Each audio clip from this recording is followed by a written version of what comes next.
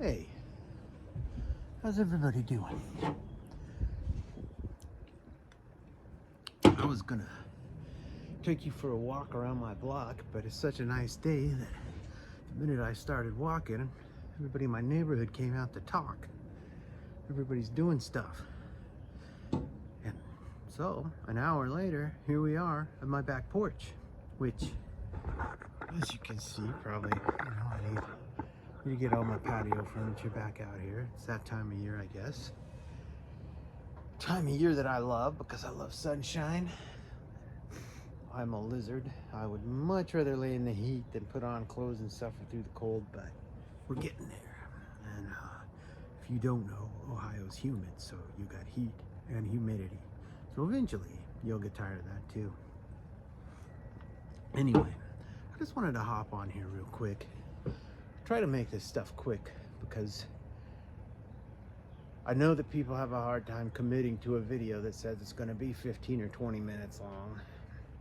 A movie, no biggie. Video, yes. My wife will sit down and she can watch 3 episodes of ER or something, but you ask her to watch a movie, oh, it's too long. Can't watch a movie, but I can sit down for 3 hours worth of ER, which, by the way, I'd much rather watch television from the 90s than from current times. That's just me. I'm going to speak to you about watching something on TV, or essentially just watching something. The last several weeks, when it was really cold, I started watching this documentary series on Max called Generations, or it's about the 60s, 70s, 80s, 90s, 2000s to 2010s. And so it goes all the way to 2020, which I have not watched the last one yet because it's too fresh and I don't want to be aggravated because it is Max, and Max is run by CNN. But the first ones are great, and I highly advise watching them because it will give you perspective. And I needed perspective so badly. I needed perspective because what I needed to know was, where is America right now in the timeline? What are we doing? And have we done this before? If you go back to the 60s, you will be astonished at how very similar the United States right now is to the United States in the late 60s and all through the 70s. Those early 60s with the Beatles bubblegum time and all that other stuff, they were pretty idyllic still a little bit. But by the time we get to just after JFK is assassinated, work your way all the way in to the assassination of Martin Luther King. Think about this. These guys are being killed for their stance on things that are so, right now, so ingrained in us. One didn't want to go into war, and one wanted equality. And they were both for equality, and they were both against going into war. They got killed for these things. I don't care what you think about JFK. I know what I think about JFK, and he was killed for not wanting to go into Vietnam. And it is, you can say I was just some crazy whack job or not, but that's what I believe about JFK. Throw me in the loony bin if you want. But these things, right then and there, you come all the way to now the 20s, which is when we live. Sorry to say it, we live in the 20s. We're living in a mess like that again. By the time America got out of the 70s, it had had so much pressure built up inside of it, and so much insanity had happened in the 60s and 70s, that the 80s were this real decadent, crazy time period. We moved into the 90s, and the 90s were very smooth. If you were to ask me, what time period would you like to go back to, or what kind of America would you like to go back to, and what era? I think the 90s would probably be it. Not just because that's when my kids were little, or I was young and I didn't crackle and pop when I woke up in the mornings or any of that. That's all true. But I'm saying at the age I am right now, I think the 90s would be the best time period to be living in. Part of that's being oblivious. You're oblivious to a lot of things in the 90s. We didn't have an internet to set off all these conspiracy theories and all this other stuff. But it just felt more peaceful and calmer. I mean, the biggest problem we had in the 90s was a philandering president. Guess what? We've got an old meandering president now. We've got a feeble old president who's going to fight with a man that half the country hates, half the country loves. In a few months, he's going to get into these little word games, if you say. They can't even really do this. It's going to be so fake. I'm telling you guys right now, it's going to be so fake. But there's been a lot of fake stuff go on in this country. And what I'm trying to tell you is, there is nothing new under the sun. The only new thing is how drastic can this get compared to how drastic that was. Every generation has its Antichrist. And when everything lines up and is ready, that guy's going to be the one that takes over, okay? Understand this. There's a picture of an Antichrist in every generation. The Bible even tells you that spirit's been roaming around forever. So when that spirit lands on a person and everything else is lined up, that's when we're going to have the end times, the real true end times. We live in them right now, but they lived in them then. Okay, the 60s were a long time ago. Ask anybody that was born in the 60s how long ago it was. It feels old. It feels like a long time ago. My parents were born in the 40s. But they hardly care about this stuff anymore. You know why? They've seen it all. They're on the other side of life.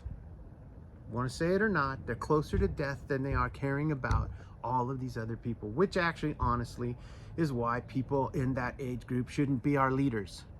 When you're that far done and you're like, well, in 10 years, it won't matter to him anyway, why should he be making any decisions that affect people that are going to be around for another 50 years? Shouldn't. Anyway, those are all my opinions, and this is a real cringy, and I know I'm talking real fast, and that's because it's nice out and I got things to do. And I just want you to know that from the 60s to the 2020s, it's just one big cycle we're going through. And we are on the other end of that cycle. We have entered a war cycle. We were in a war cycle. We have entered this cycle where anything's possible, and a leader's probably going to die in office, or something crazy is going to happen. They're going to get up to something. How they do it, I don't know. But they're going to get up to something.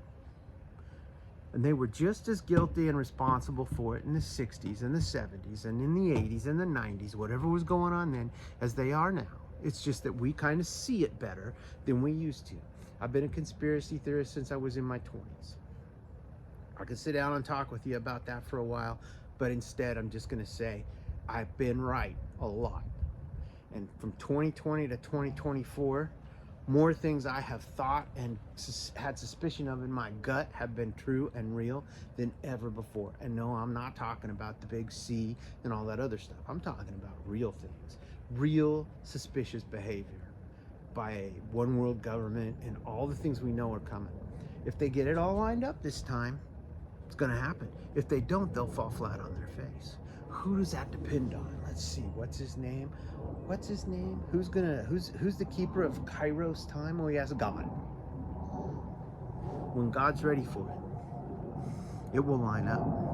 There won't be a thing you can do about it. So live your life. Understand, we've been there before.